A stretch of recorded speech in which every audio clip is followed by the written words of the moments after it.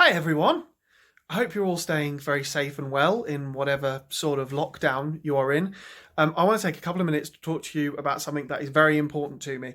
If you don't want to listen to me jabber on, please just visit bit.ly/alsballs and there you will see all.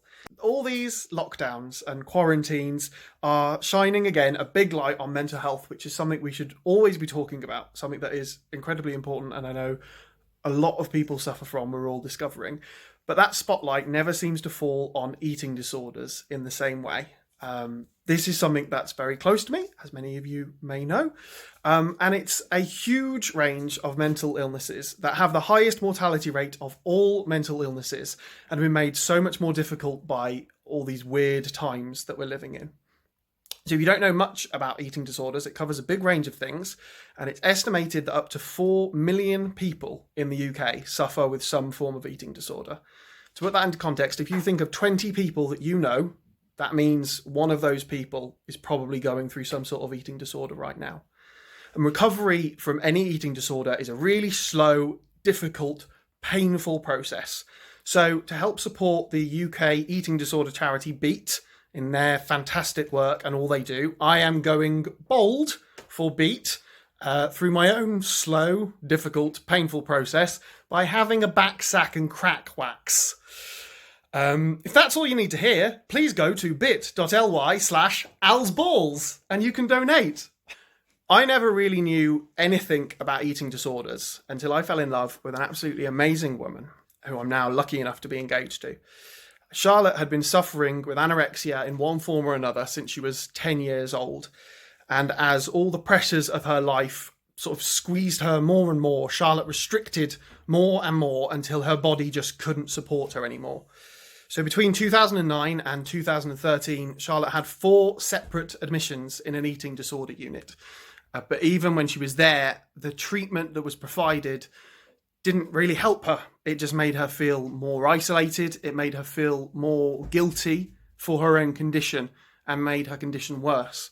So eventually in 2014, she was admitted to General Hospital and her family were told there to say their goodbyes and that was it. At that point, she had completely given up and she reached out over the internet to friends and family like I'm doing with you right now, and had this massive outpouring of love that gave her the strength to carry on. The thing with these illnesses is they make you think horrible things about yourself. That's the main thing they do. And Charlotte had spent so long thinking that she was unlovable, thinking that she was a failure, a burden to the people around her, and that the world would just be better off without her. And I think those are the thoughts that are common for anyone who suffers with an eating disorder. And that's what drives this process of what is a slow suicide. Charlotte's now recovering. She's doing well. Although the physical symptom of her anorexia isn't the focus anymore, every single day is a mental battle where the smallest things that you or I wouldn't even make anything of going shopping and meeting your friends somewhere, those can be a massive hurdle for her to climb for so many reasons. And feeling guilty about who she is still a daily thought.